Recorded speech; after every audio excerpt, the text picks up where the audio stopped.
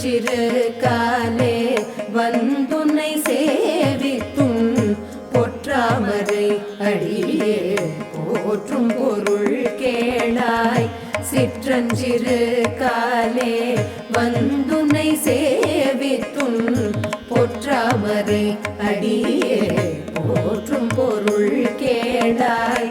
பெற்றமை துண்ணும் குலத்தில் பிறந்து பெற்றமை துண்ணும் குலத்தில் பிறந்து நீ குற்றேவலிங்களை கொள்ளாமல் போகாது இற்றை பறை கொள்வான் அன்று காண் கோவிந்தா.